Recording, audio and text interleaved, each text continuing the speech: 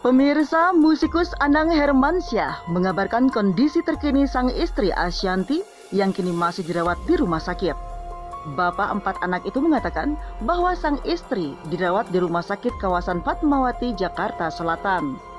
Mantan anggota DPR ini berharap kondisi Ashanty bisa membaik setelah menjalani perawatan intensif di rumah sakit.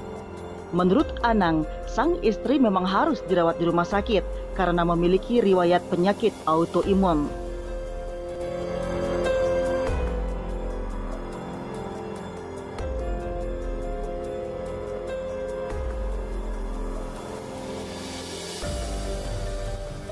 Diketahui Ashanty divonis mengidap autoimun sejak tahun 2018.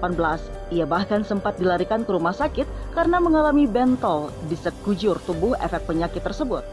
Namun kini Ashanty sedang diuji karena dirinya dinyatakan positif COVID-19. Ia mengumumkan kabar tersebut melalui akun Instagramnya pada Senin 15 Februari 2021. Anang Hermansyah menceritakan lengkap kondisi Ashanty dan ketiga anaknya yang terpapar corona. Sempat isolasi mandiri di apartemen sampai akhirnya Anang Hermansyah dan Ashanty sepakat pindah ke rumah di Cinere. Hari kedua memilih tinggal di rumah Cinere, Anang Hermansyah menceritakan kondisi Ashanty tetap menurun. Mendengar pertanyaan dan kabar yang sampai ke tanah kelahirannya membuat Anang Hermansyah menjadi bingung. Kondisi Ashanty memang menurun dan harus dilarikan ke rumah sakit. Ashanty sekarang memang dirawat di rumah sakit. Ashanty di rumah sakit awalnya hanya dicek paru-paru. Kalau ada yang kena COVID-19, kabut putih banyak di paru-paru. Saat diperiksa, paru-paru Ashanty masih dinyatakan aman dan baik-baik saja. Setelah 2 hari dari rumah sakit, kondisi Ashanty semakin menurun. Ashanty sempat mengatakan kepada pihak keluarga bahwa ia tidak kuat menahan penderitaan penyakitnya itu, sesak nafas, dan akhirnya membuat seisi rumah menjadi panik.